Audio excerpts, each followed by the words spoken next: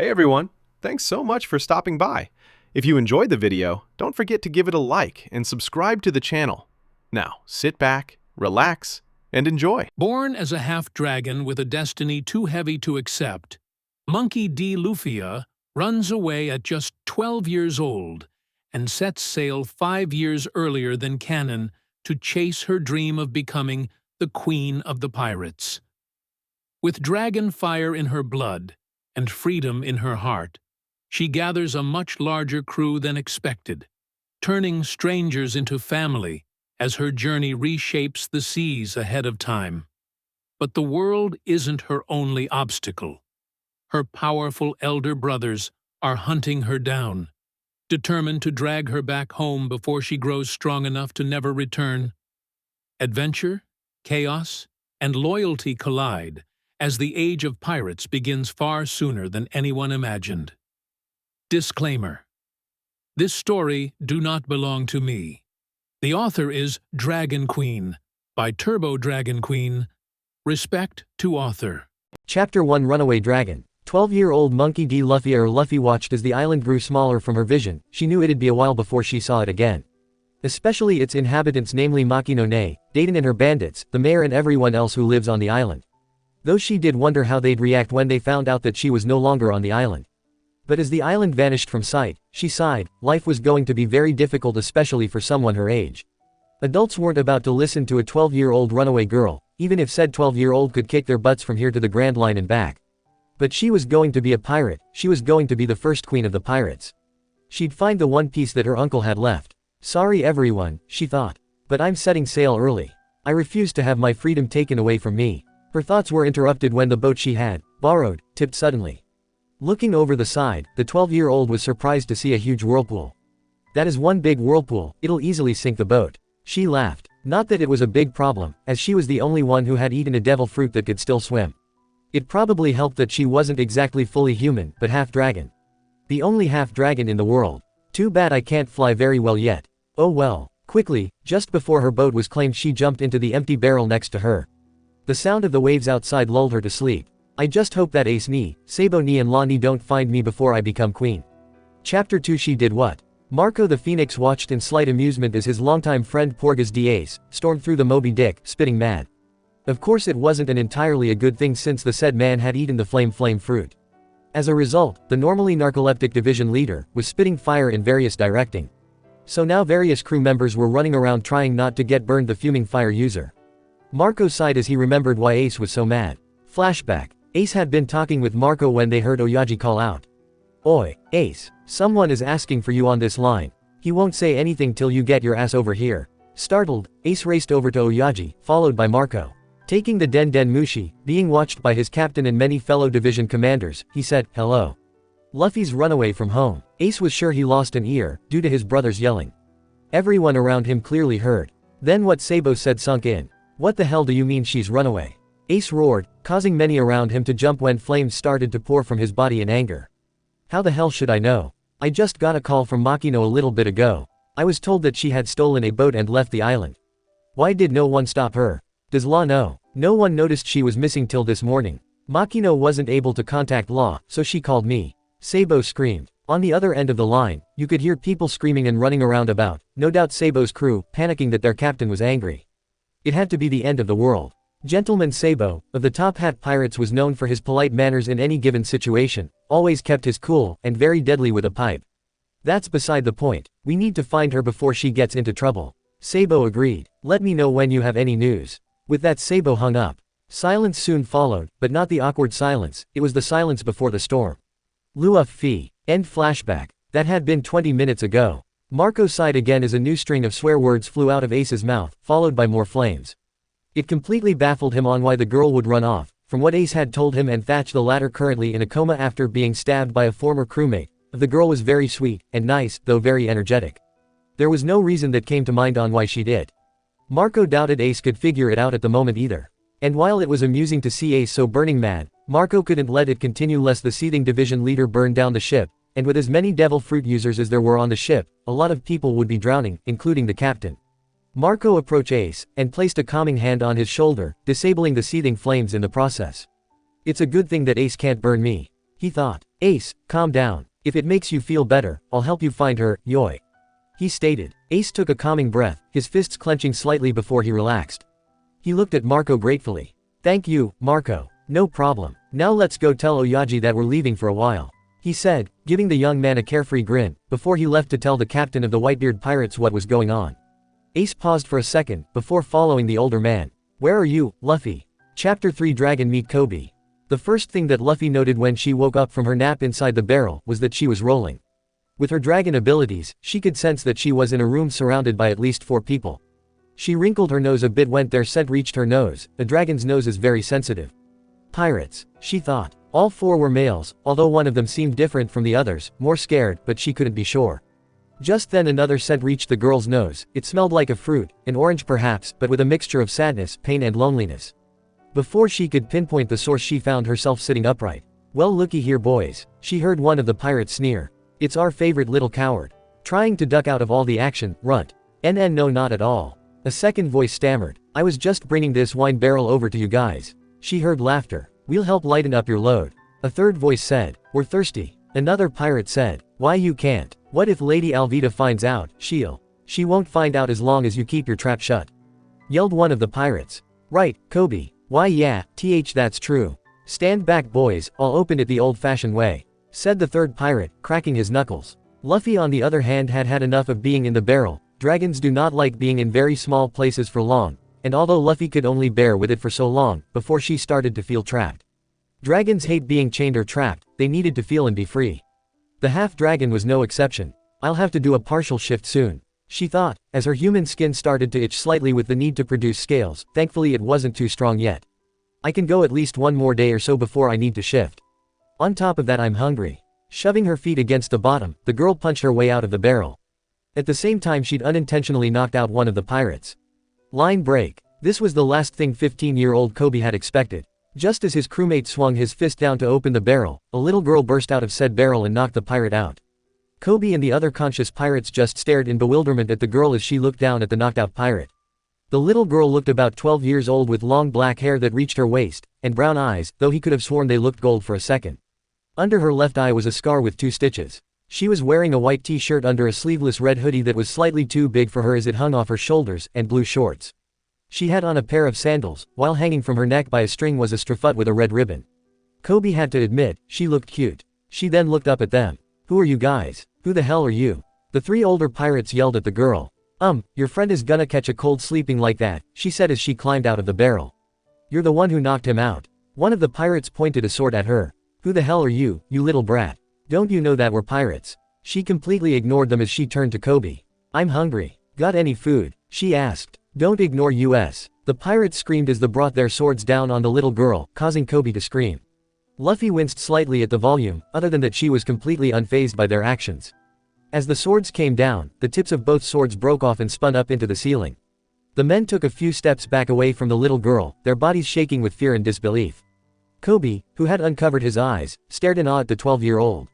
Said 12-year-old looked at the scared pirates in confusion. What was that for? Who are you? The girl gave off the biggest grin Kobe had ever seen. Oh, me. I'm Monkey D. Luffy. Call me Luffy. After she said that the pirates fled in terror dragging their unconscious crewmate behind them. Shishishi. Luffy laughed. Those guys are weird. Anyway, what's your name, mister? See Kobe. She smiled. Nice to meet you, Kobe. Do you know where the food is? Kobe blinked, then he began to freak out. This is no time to worry about food. Quick, you gotta run. If they come back with their buddies then they'll kill you on the spot. I don't care about that, I'm hungry. Luffy said, trying not wince at how loud the older boy was being. How can you just blow this off like that? There are hundreds of them up on deck and they're waiting for an excuse to kill anything. Where am I anyway? Is this a marine ship or a pirate ship? Oh, you're on a cruise ship that's being overrun by Captain Alvida and her crew. Oh, are you a pirate?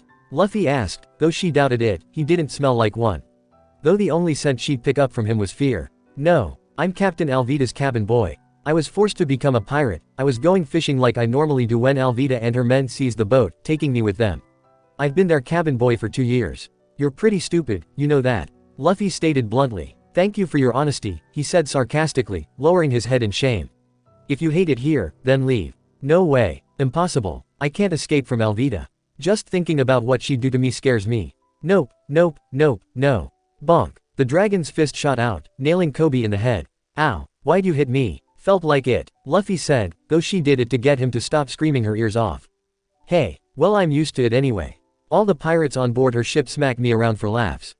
So you're a coward and a weakling. I hate people like you. Gee, thanks, Kobe said. So, Luffy, what are you doing at sea? She smiled. To become the first queen of the pirates. She laughed at the look on the boy's face. You're a pirate. Yep, crew. Just me for now. How old are you? 12, she replied as Kobe froze. No way, Kobe thought. You're 12, and you're going to be the king of the pirates. Queen, she corrected. No way, no way, no way. Millions of other pirates are after the One Piece.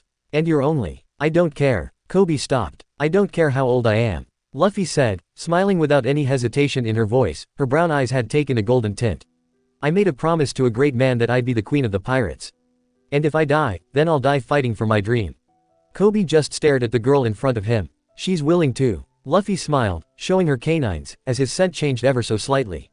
Hey, Luffy-chan, do you think, if I tried, that I could be a marine? A marine? Kobe looked at her, a small fire burned in his eyes. It's always been my dream to be a marine and hunt down criminals. I know we'd be enemies, but do you think I could do it?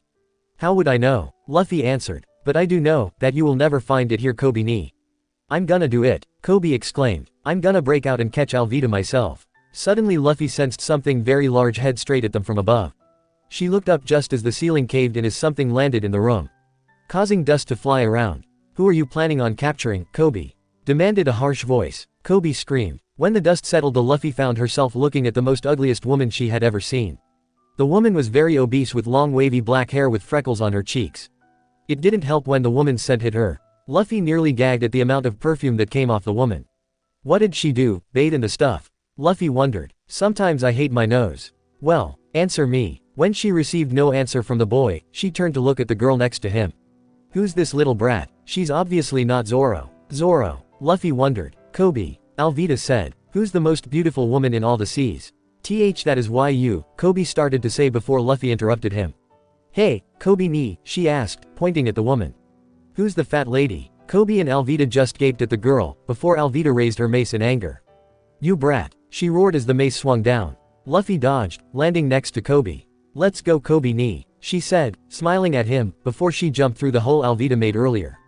Off fresh air, she thought. Luffy landed with ease on the deck. She released her hold on Kobe before looking behind her to see a crewmate swinging his sword at her. She ducked, before landing a kick in the man's stomach, sending him flying back into his allies. She grinned and wagged a finger at the pirates. It's not nice to sneak up on someone, mister, she said, scolding the man.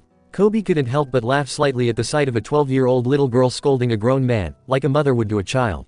Luffy smiled, before her eyes widened, sensing a large group of pirates behind her.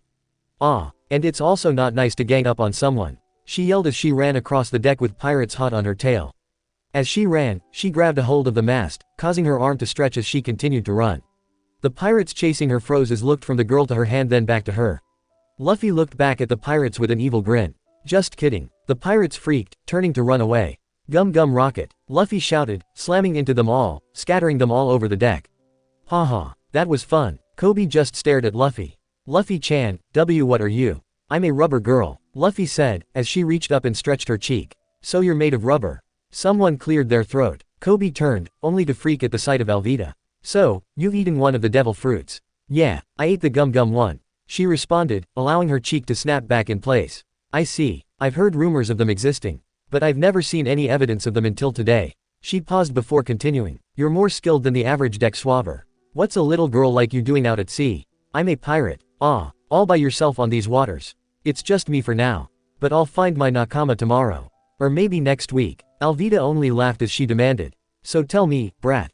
If we're both pirates and we're not under the same flag, then that makes us enemies, am I right?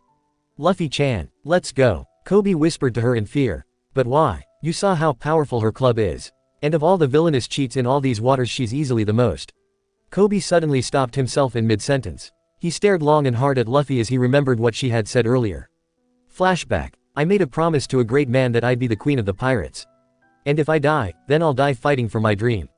End flashback. Luffy smiled, as if she knew what was going to happen. Well, go on, tell me. Alvida asked with a wide grin on her face. Kobe stared at Luffy, before he turned and looked Alvida straight in the eyes and yelled.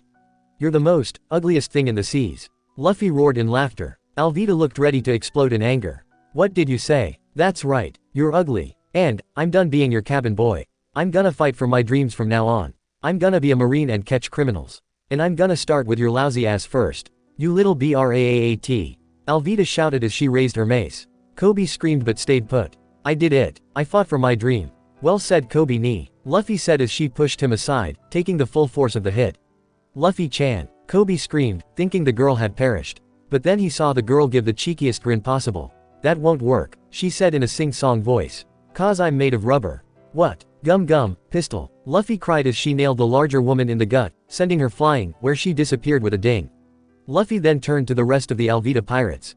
Get Kobe ni a boat. She commanded. He's gonna join the Marines. Dragon meets her first mate. Can this boat go any slower? Luffy thought as she sat at the front of the boat. It had been a couple of hours since she and Kobe left the cruise ship, and the half-dragon was already bored. Kobe ni, how far is the next island? Kobe looked at the girl. That's the 5th time she's asked, he thought in exasperation. As long as the wind holds, we should be at Shell's Island in about 3 hours. The 12-year-old groaned, before she remembered something. Hey, Kobe ni. Yes, Luffy-chan. Back there, you guys mentioned something about Zoro. Who is he? Roronoa Zoro is also known as the Pirate Hunter. I heard he's being held at the Marine base on Shell's Town. Rumors say that he's a demon in human form. Why do you ask? I was thinking on adding him to my crew. What? I haven't made up my mind about adding him to my crew yet. The girl stated. But, if he's a good person. He was arrested because he's not. Line break. Zoro's paw. Stop joking. Huh, what's that? Roronoa Zoro looked up to see the 2 kids up on the wall.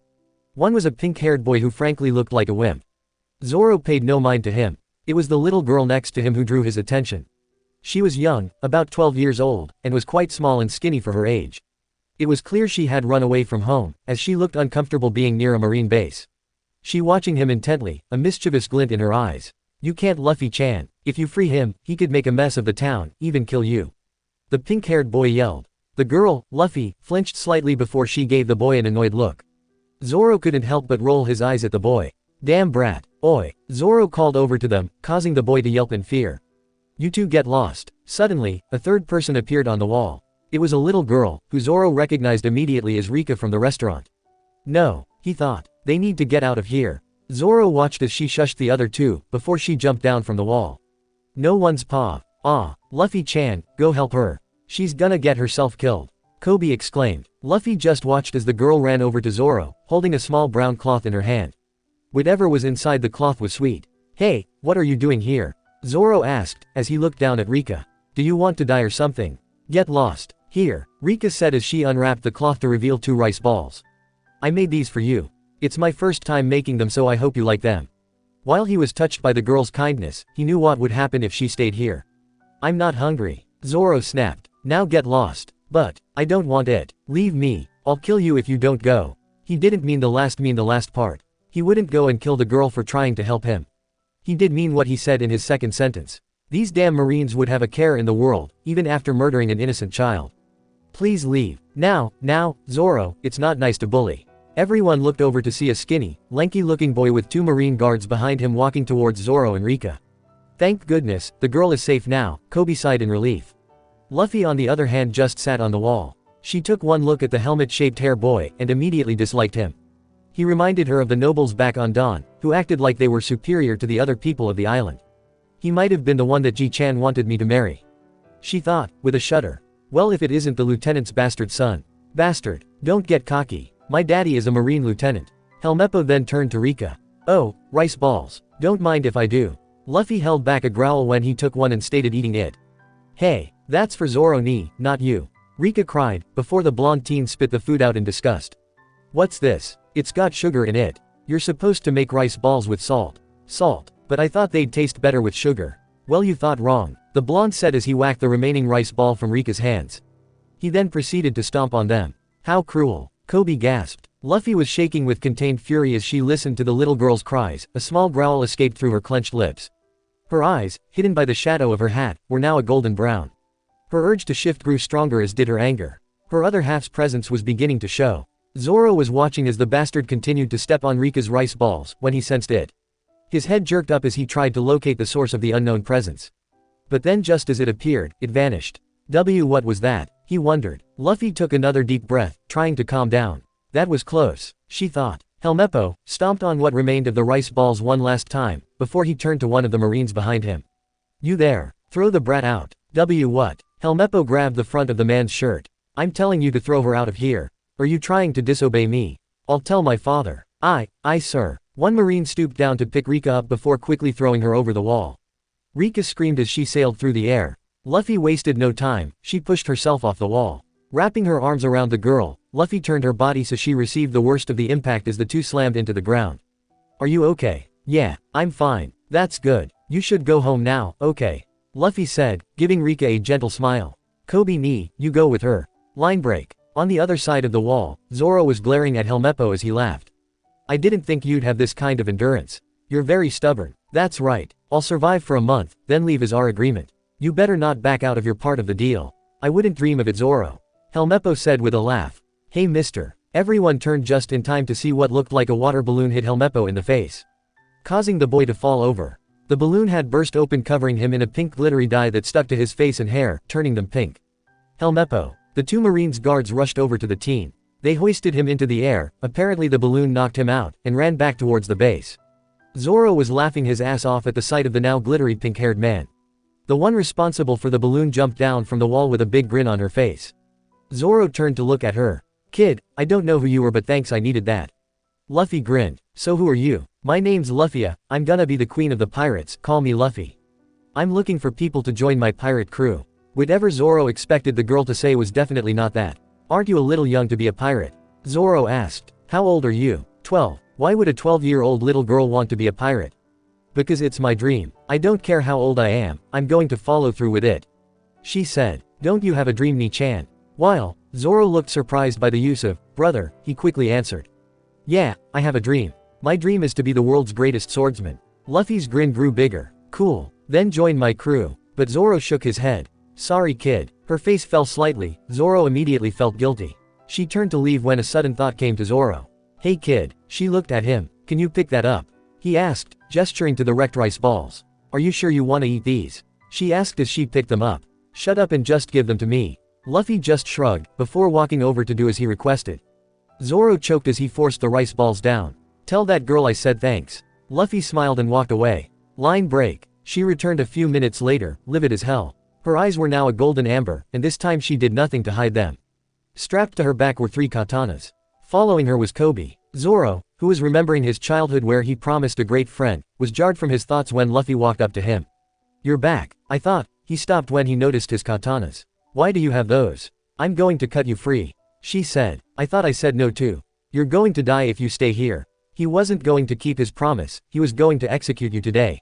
"Why that? If I free you, you have to join my crew," she said with an evil grin, her golden eyes flashing. "Evil little thing, aren't you?" he thought. "Fine, I'll join you. You convinced me to accompany you on this crazy adventure of yours. Besides, I wouldn't be able to sleep with the knowledge that a let-eye brat get herself killed when I could have done something about it." Luffy giggled at his attempt to cover his pride. But before she could free him, Axe-Hand Morgan showed up demanding blood. Though it was hard to find him scary when he was covered from head to toe in rainbow glitter. Zoro looked at the girl. "Your handiwork, I presume." "Yup. Broke his statue too," she said through clenched teeth. At the sight of the lieutenant her anger and irritation had returned, her body shook as she forced her other half back. "I can't shift here." Zoro noticed the tremors, concern flashed through his eyes. "Hey, are you?" he started to say, but was interrupted by Morgan who, at the mention of his statue had turned red. The man literally had steam coming from his ears. "Enough. Those who've betrayed Lieutenant Morgan shall die here." "Men fire." The surrounding Marines hesitated, as what sane and decent man would shoot a 12-year-old girl? Sure, she was aiding a criminal, but she was just a child. But then Morgan ordered them to shoot themselves if they weren't going to listen, so with great regret the Marines fired. Luffy wasted no time. She threw herself in front of her friends, her arms spread wide, acting as a human shield, but as the bullets got closer, she realized something. "I'm not tall enough." She closed her eyes and did the only thing she could do. "Hey, what are you doing?" "Get out of the," Zoro yelled, only for his voice to die in his throat at the sight before him. 2 big sapphire-colored bat-like wings sprouted from her back. She spread her wings wide just as the bullets hit. The dragon felt the parts of her body got hit stretch behind her, before quickly retracting. The bullets shot back towards the Marines. But none paid any mind to them, even as one missed Morgan's face by an inch. They were all staring at the sight before them, just as surprised and stunned as the swordsman. There in front of everyone, stood the 12-year-old. But her appearance had changed drastically. Her eyes were now like two tiny pools of liquid gold with a black slitted pupil in each. Her midnight black hair was now snow white with ocean blue highlights, two small white horns had replaced the straw hat and could be seen on top of her head. Her forearms were covered in sapphire-colored scales as were her hands which were now claws. And a long, stocky tail covered with sapphire scales sprouted from her lower back. Stunned silence echoed through the air until it was shattered when Zoro recovered first. "Wanna tell me what you are?" But it was Morgan who answered. "Well, what do you know?" He studied the girl in front of him, with new interest. Luffy let out a small growl. She did not like the look in his eyes. "Looks like we've got an ancient that's eaten a devil fruit. I know just what to do with you. How about becoming a slave for the celestial dragons?" Men capture the girl. The Marines charged, swords raised.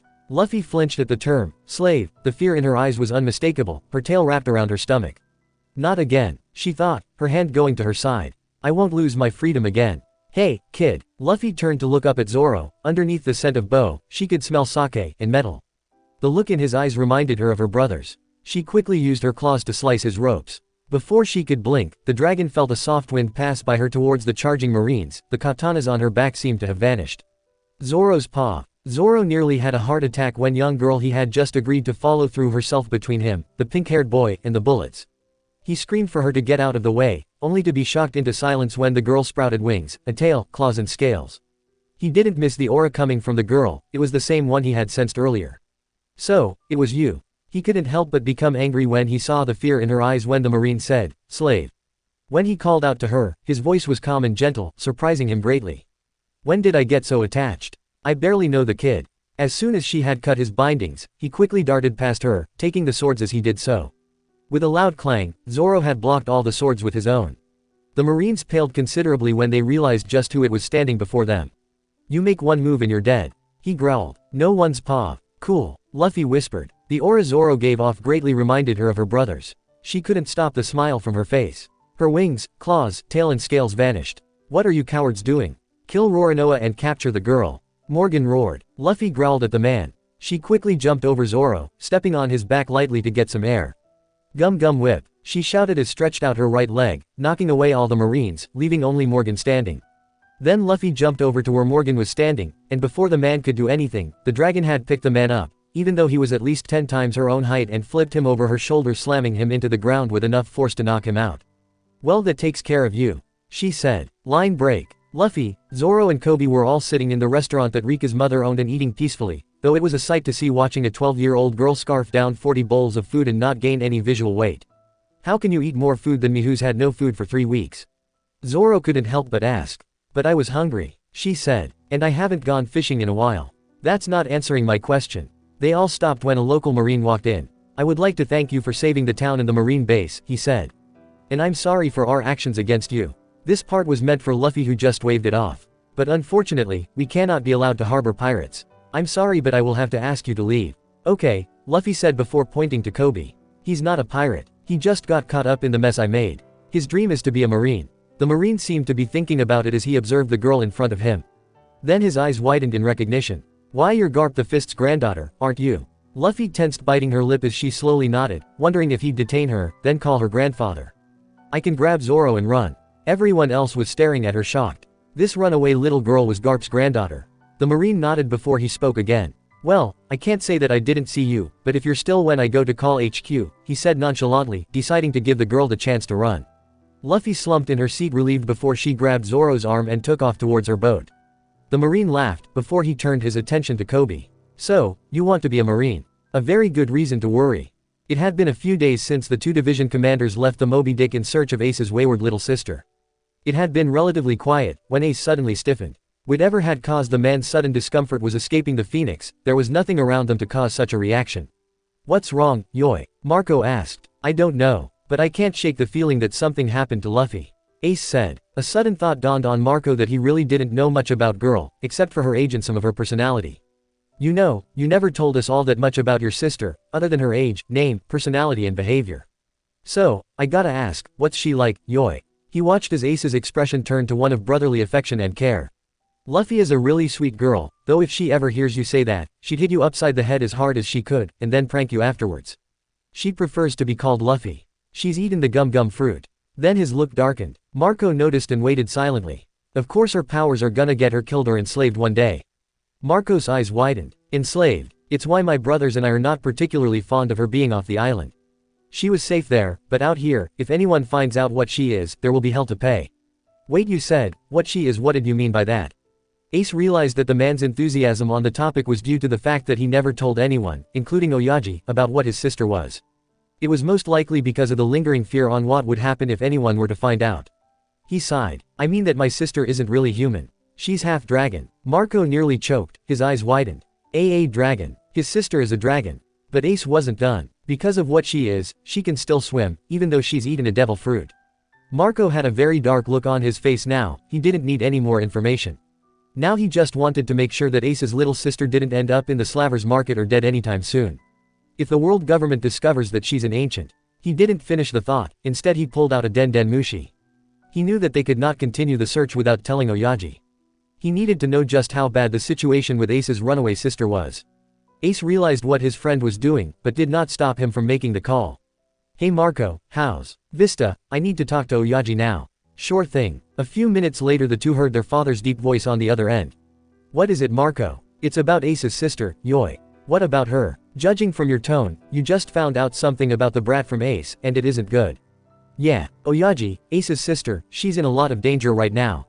What do you mean, boy?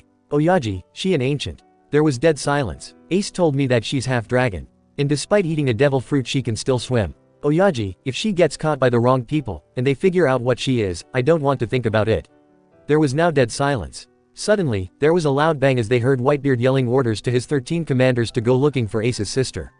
Oyaji spoke one last time too before he ordered them to hurry up and find her.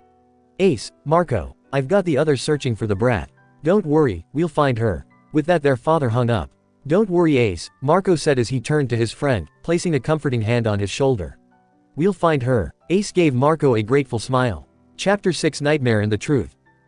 Zoro bolted up, hand instinctively going for his katana. A quick glance showed no attackers. Then his eyes landed on Luffy. What he saw made his heart drop. The young girl's frame was shaking and drenched in sweat. Her face was ghostly pale and her body was thrashing, as if fighting off invisible attackers. Scales were appearing in waves on her skin before vanishing. Zoro instantly picked up the 12-year-old, wrapping his arms around her securely and protectively. Mama, Ace ni, Sabo ni, La ni, help me.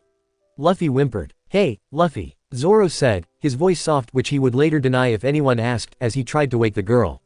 Her eyes shot open. She looked around before her eyes settled on Zoro. Zoro ni, came the voice of the trembling girl. Hey Luffy, Zoro ni. With that the little dragon cried into his chest, clutching his shirt. This is real, right? She choked out, through sobs. I'm free. Not in a cage. Zoro's eyes widened and he unconsciously tightened his grip on her. Yes Captain, don't worry, you're safe. You're not in a cage. He reassured in a firm voice. He continued to hold the girl as she sobbed. Eventually she quieted, falling asleep in the safety of her first mate's protective hold. What the hell did this kid go through? Zoro wondered, as he too fell back asleep, holding his captain in his arms. Line break. Luffy sat at the bow of the boat, staring at the skies and ocean, her eyes slightly red from all the crying she did earlier. She sighed, gaining the attention of Zoro. He had not once brought up the issue of what happened earlier, for that she was grateful, but the 12-year-old dragon decided that the man she saw as an older brother needed to know. A week before I ran away, I was captured by slave traders.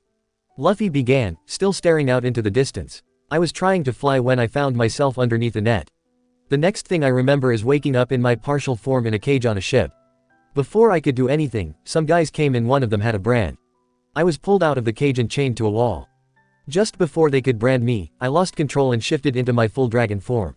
I destroyed everything on the ship, and escaped into the sea. She stopped for a moment, taking deep breaths to calm herself. Zoro sat quietly listening, waiting for her to continue. Outside he showed no emotion, but inside he was boiling with rage. So that's why she said that earlier. I got back home a day before I left. She continued. The same day, I found out that my grandfather had come for a visit. Or so I thought. I overheard him telling my foster mother that he was going to take me to another island, where I'd be married off to a noble's son. So instead of letting them take my freedom away I ran. I didn't want to break the promise I made my brothers. But I also didn't want to break my promise with Shanks. Zoro's paw. Zoro sat there in silence as what the girl had told him sank in. So she almost lost her freedom not once, but twice. What kind of grandfather marries off his own granddaughter? Then he reached over and bonked her in the head. Ow, what did you do that for? Stop being so depressed, kid. I didn't know I agreed to follow a wimpy captain. He said, with a smirk on his face. I am not a wimp. she shouted. Zoro couldn't help but laugh. This seemed to annoy the little dragon, as she tackled him to the bottom of the boat. Ha, she said with a laugh. Their playful fight lasted for a few minutes, before it ended with Luffy falling out of the boat. Luffy. Zoro was about to jump in after the kid, when he got a face full of salt water.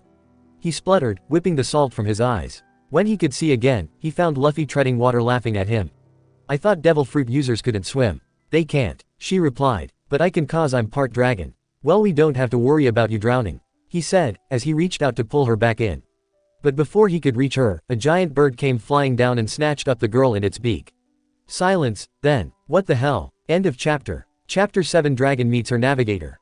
An 18-year-old orange-haired woman was running down the streets, dragging a bag of treasure and a map to the Grand Line. That was close, she huffed. Zoro ni, help me. The woman looked up to see a little girl trapped in the beak of a big bird. Whoa, what the hell? She watched as the girl punched the bird, prompting it to let her go. Kya, Zoro ni, catch me, the girl yelled as she fell. The orange-haired woman dropped her bag. She had no clue who Zoro was, but he obviously wasn't around. She held out her hands. Hey, don't worry kid, I got you, she called. The screaming girl fell into her arms. Whoa, that was some fall. Are you okay? Luffy looked up at the woman who'd caught her. She seemed familiar, then the woman's scent reached her nose. Oranges, pain, sadness, loneliness, it was the same scent she'd noticed when she met Kobe. Yeah, I'm okay. Thank you, Nei-chan. Luffy smiled. I'm Luffy. I'm Nami. Line break. Luffy sat on a chair cross-legged in a house she knew that didn't belong to Nami, who sat across from her. But she'd worry about that later, as she was busy eating the sandwiches that Nami had made. Said woman was currently admiring the map she'd stolen from another pirate. Hey, Nei-chan. Nami looked at her, surprised by the Nei-chan comment. Are you a navigator? I wanna be pirate queen, but I need a navigator. Wanna join? No. Luffy jumped. I'm a pirate thief. I steal from pirates. Why would I want to join them? She said, giving the girl a hard look. That was a big mistake. Come on, please. Luffy begged, giving Nami her best puppy dog face. Nami tried to say no but couldn't. She finally sighed, giving the girl a small smile as her expression softened. Fine. Yeah, I got a big sister. Luffy cheered. Nami gave a soft grin. It felt nice to be called a big sister. Boom. Both girls jumped, while Luffy covered her ears at the sudden loud noise. They quickly ran outside only to see a row of demolished houses. They looked at each other, before taking off in the direction of where the shot was fired. Line break. Zoro was, despite what happened earlier, beginning to wonder if it was such a good idea following a 12-year-old half-dragon. He was also wondering how the hell did he manage to get himself locked in a cage. After the bird had taken off with his captain, he'd come across 3 pirates stranded in the water, nearly ran them over too, as he tried to follow the girl. Now once he had reached land, the 3 pirates had ganged up on him, and now here he was sitting in a cage, listening to an idiot with a big red nose. Though the pirates were incredibly stupid, as they never took his katanas. And he still hadn't found Luffy. Where is my map? The big-nosed idiot, Buggy, called out. Apparently some woman had stolen the man's map and treasure, and was nowhere to be found. This pissed him off greatly, and so Buggy decided he could find the woman himself, by blowing up the town with a weapon he called the Buggy Ball. Though this time, Buggy decided to point the cannon in Zoro's direction. Just as he fired, Luffy appeared from nowhere and kicked the blasted thing right back to its owner. The Buggy pirates screamed as their own weapon blew up in their faces. Luffy landed on the roof. Next to her was the woman who'd stolen Buggy's map and treasure. Hey, Zoro ni, she said cheerfully, completely ignoring the destruction she just caused. There you are. How'd you beat me here? A tick mark appeared on his forehead. Seriously, I was looking for you. The little brat just laughed, as she broke open the cage. Line break. A few minutes later the trio found themselves in front of a pet store. Much to the little dragon's delight, she saw a dog sitting in front of the store. Hey, a puppy. The dog barked at the girl, its tail wagging as she picked it up. What's wrong, boy? She asked. The dog barked again. I see. Luffy smiled. You speak animal? Nami asked. Luffy hesitated for a second, before she responded. I can't really speak to animals, but I can understand them somewhat. Nami looked skeptical. So, what did he say? He said he's protecting this store. It was then Zoro turned to the woman next to him. So who's this? He asked. I'm Nami. She's gonna be our navigator. Luffy said happily. Oi, you people. The trio turned to see an elder man coming up to them. Leave Chow Chow alone. Chow Chow. Luffy asked. Who are you? Zoro asked. I'm the mayor of this town. Line break. So this store is Chow Chow's treasure? Luffy asked, after the mayor explained to them the dog's history. The mayor nodded. So you 3 are pirates? I'm just a navigator. Nami said, then pointed to the other 2. Luffy was leaning against Zoro, who was napping, with Chow Chow in her lap. They're pirates. The mayor raised an eyebrow at this, turning to the child he asked. Aren't you a little young to be a pirate? Where are your parents? Luffy stiffened slightly, and looked away, refusing to answer the question. Zoro, who'd woken up when the girl tensed, shot the mayor a glare. This did not go unnoticed by Nami. But before she could say anything, a loud growl echoed across the streets. Oh no, it's Moji the Beast Tamer. We gotta run. With that, the mayor and Nami ran for cover, leaving Luffy, Zoro and Chow Chow to fend for themselves. Line break. The mayor and Nami stared slack-jawed at the 12-year-old that had just beaten a full-grown lion and his tamer single-handedly. Said child was silently walking back to Chow Chow, who sat in front of the now-destroyed store, her eyes hidden by her hat. They all watched as Luffy set a box of dog food in front of the dog. I'm sorry, she told the dog. This is all I managed to save from the lion. Chow Chow stared at the box for a moment, before he licked the girl on the cheek. Then he took the box and walked away. It was silent for a few moments before. Boom. Everyone spun around just in time to see a row of houses be annihilated by a buggy ball. My house. The mayor cried. Luffy stared in the direction of where the blast came from. There was no emotion on her face, though Zoro noticed that her eyes were turning gold. That is it. The mayor roared. I've had enough of this. I am the mayor of this town. I won't run while my treasure is being destroyed. Luffy smiled, though her eyes still held that golden tint, when he declared that he would fight. Though he only got a few feet away before Luffy knocked him out. Why did you do that? Nami yelled at the girl. He'll die if he fights, so I'll fight for him. With that, Luffy began to walk to where Buggy was. Zoro fell into a step behind her. What did I get myself into? Nami wondered. They reached their destination. Luffy gave a devilish grin, flashing her canines.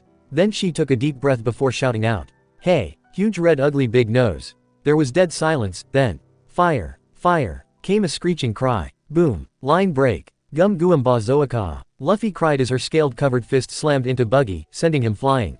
Luffy huffed as she turned and walked over to where her hat laid on the ground. She gritted her teeth, forcing back her other half, when she saw the 3 large gashes left by Buggy. She continued to stare at it until Nami came to her. I can fix it for you, she said gently. The 12-year-old gave the older woman a grateful smile. Line break. A few minutes later, all 3 were sitting in their boat and headed for the next island. Luffy was once again sitting at the front of the boat. Nami was in her own boat, fixing the girl's hat. Zoro was napping. Alright, all finished, Nami said as she handed Luffy her hat. Thank you, Nami-ne, Luffy said as she hugged the woman. Then the 12-year-old's eyes landed on the sleeping first mate. A big mischievous smile appeared on her face, and pulled a marker out of her hoodie pocket. Nami watched as the girl carefully and quietly began to draw on the man's face. Zoro's eyes shot open, but it was too late. Nami and the little prankster busted out laughing at what Luffy had drawn. Zoro took one look at the marker in the little dragon's hand and knew what she did. Luffy. The girls just laughed harder. Chapter's done. Chapter 8 Dragon Meets Sniper. It had been a couple days since the trio had left Orange Town. Luffy was staring into the sea, lost in her thoughts. Zoro was napping, though he had confiscated Luffy's markers. Nami was reading maps, though she did shoot a glance towards the 12-year-old on occasion. During the fight with Buggy, Nami had noticed that after he had damaged the hat, the child's eyes had changed from brown to gold. Nami had just shrugged it off as a trick of the light, though when said child had sent the clown flying, her arms were covered in what looked like scales. When Nami had questioned it, despite Zoro's word of caution, Luffy had told the older woman that she was a dragon. She can't be a dragon, Nami thought. Dragons are just myth. Okay, Nami started to say, catching the attention of her companions. We cannot sail for the Grand Line like this. This crew, provisions and ship are way too small. We need booze, said Zoro. We need more than that. Nami screamed at him. So what are we gonna do, Nami-ne? Luffy asked. We'll stop by at an island and try to get a better ship and supplies. Then she checked the maps again. Let's see, the next island is called Gecko Island. Gecko Island. Why does that sound familiar? Luffy wondered. Line break. A few hours later, the trio had reached Gecko Island. Before Nami could get the boat on the shore, Luffy had jumped off, eager to see what was on the island. Zoro jumped onto the shore as well. Nice to be back on land, he said as he stretched. Then stopped as he heard rustling in the bushes on the hill. We've got company, he said in a dark tone, as he reached for his swords. Nami and Luffy looked up at the bushes where Zoro was looking. Luffy jumped when something shot out from the bushes to land in the sand by her feet. Without realizing what they were doing, Zoro and Nami moved so they were standing in front of Luffy. Then the trio heard laughing coming from the bushes. Everyone looked to see a skinny young 17-year-old with a long nose staring down at them. His arms were crossed and he had a confident smile on his face. Many pirate flags appeared next to him from the bushes, bearing the man's Jolly Roger. Wait, is he? Luffy thought, as she recognized him. I am Usopp, leader of this island and fleet of an invincible fleet of pirates. You must be fools to have tried to attack this island. If you don't get back to your boats now, my 80 million men will attack. He yelled out. That's a lie, Nami said with a calm expression. Luffy giggled at his expression. She knows. Well, I do now, Nami said with a smug smile. Luffy couldn't help but laugh at the face Usopp made. Alright, 80 million may have been a little high, but I have many men on my side. You mean those 3? Ah, she knows. 3 children screamed from the bushes, before they took off running on the verge of tears. Hey, you guys, come back. Usopp screamed. Luffy was now laughing so hard that she had to lean against Zoro to keep from falling over. Never seen a pirate who uses a slingshot, Nami said as she picked up the lead star that the boy had used. Be quiet, Usopp shouted as he aimed his slingshot at them. Luffy, at the sight of the slingshot, had stopped laughing. Now that you've drawn your weapon, will you use it? She asked in a low tone, giving the older boy a serious look with her hat shadowing her eyes. Usopp just looked at the little girl in fear. Zoro decided to have some fun as well, as he flicked one of his blades from its sheath a bit so the boy could see the glint of the sword. Usopp lost his nerve completely. He dropped the lead star from his slingshot and fell to his knees in defeat. Just as I thought, a true pirate's speech is much more intimidating. That's so cool, Usopp muttered. Luffy looked up at Zoro and they both started laughing. I just repeated what someone else said, Luffy said, still laughing. I stole that line from Shanks. Wait, you mean red-haired Shanks? Usopp asked the girl, leaning over the cliff. Yup, your father's Usopp, right? She asked. Usopp was so shocked that he fell off the cliff, landing on his face. But then he was up, bombarding the young girl with questions. You know my dad. Line break. Usopp led Luffy and the others to a restaurant. While he did, Luffy told Usopp how she met his father. He listened as she told him how his father went on and on about his kid. Usopp smiled as he listened to every word. Hey Usopp, Nami said after they had gotten their food. We were hoping to get a better ship. Do you know of anyone who could help us? Sorry, but we don't have anyone here who could help you. Usopp said. He's lying, thought Luffy. Usopp looked at them nervously before grabbing his bag. Gotta go. Eat all you want, it's on me. Then he was gone. Before anyone could say anything, the front door swung open. It was the children from earlier. The Usopp pirates are here. They screamed. Where's our captain, you savages? Luffy studied the younger boys for a second, then she grinned, flashing her canines. Ah, that meat was good, she said as she patted her swollen belly. The kids stared at her in horror. Meat, whispered the boy with the green apple-cut hair. No way, said the onion-cut-haired boy. Did they? The boy with light purple hair said. What have you done? All 3 shouted. Zoro, picking up what his captain was trying to do, turned towards them and gave a look of pure sadistic joy. If you're looking for your captain, he said. We ate him. Ah, cannibals, they screamed, before promptly fainting. The 2 troublemakers burst out laughing. In fact, Luffy was laughing so hard that she fell out of her chair and onto the floor. Line break. Luffy and her friends were standing in front of the manor that belonged to Usopp's friend Kaya. Before anyone could stop her, Luffy was on the other side of the fence. Oi, Luffy, you see, Nami started to say, but the girl was gone.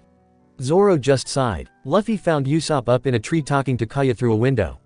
Usopp ni, Luffy called out, causing the 2 to jump. Luffy, what are you doing here? Usopp, Kaya asked. Who's this? Hi Kaya ne, Luffy said smiling. I'm Luffy. Nice to meet you, Kaya said, slightly stunned at being called a big sister. What are you doing here, Luffy? I came here to see Kaya ne. Me, may I ask why? Well, I was hoping that. What is the meaning of all this? Came another voice. Everyone turned to see a slim man with glasses and slick black hair. Klahadore. Luffy narrowed her eyes, as she sensed something in the man she did not like. Now dragons and half-dragons are excellent judges in character. It is nearly impossible to lie to them as they can smell the truth from the lies. And so, the half-dragon's instincts were screaming at her to not trust this human. She wanted nothing more to do than grab both Usopp and Kaya and get them as far away from him as possible. But she stayed silent, watching as an argument broke between Usopp and the butler. Though everything escalated when the man insulted Usopp's father. Shut up, Usopp roared as he slugged the man right in the face, knocking him to the ground. I'm proud that my father is a pirate. Being a brave warrior of the sea, I'm very proud of him. Yes, it's true that I'm a liar, but a pirate's blood that flows within me. That kind of honor isn't something that can simply be imitated. For I'm the son of a pirate. Line break. Luffy found Usopp in the woods, looking over a cliff. He was shaking. What's wrong, Usopp ni? Hide, he hissed, pulling the little girl down. She crawled next to him to look over the cliff. On the beach were 2 men, one was a weird-looking man with purple hair, the other one was the butler from earlier. Unfortunately, they were too far away to hear normally. Good thing I'm not normal, thought Luffy as she used her enhanced hearing to listen in. And she was glad she did. They're gonna kill Kayane, she hissed. What? Usopp yelled. Well, if it isn't Usopp the town liar and the brat from earlier. Luffy and Usopp looked back over the cliff to see both men staring at them. Did you hear anything? The butler asked. Usopp opened his mouth to say something, but Luffy beat him to it.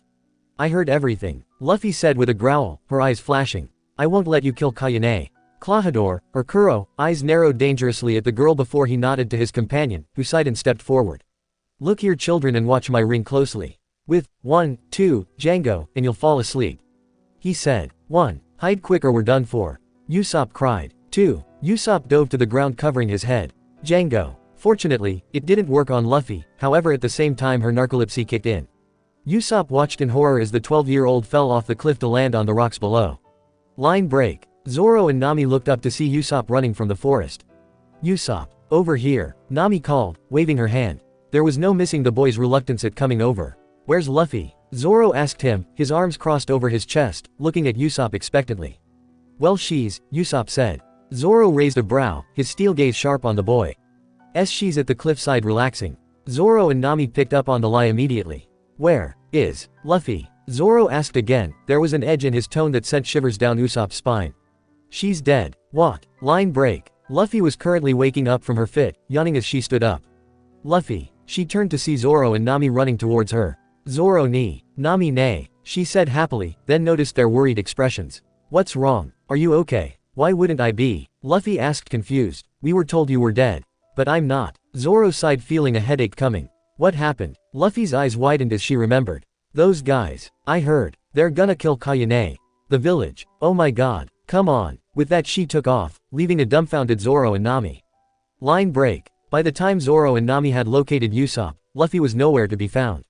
So the three older teens devised a plan where they covered the slope in oil. Unfortunately for them it was the wrong slope.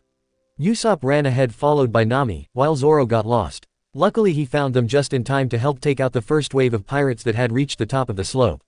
The fighting continued for some time until Kuro made his appearance. C-C Captain Kuro. Cried out Django. It's past the appointed time to attack. Kuro said in a calm voice from on top of the hill. Yet, I find you being held up by children. What the hell is going on? Zoro, Nami and Usopp watched as Django tried to explain to his former captain. This is disgraceful. To think that the Black Cat pirate could be beaten by mere children.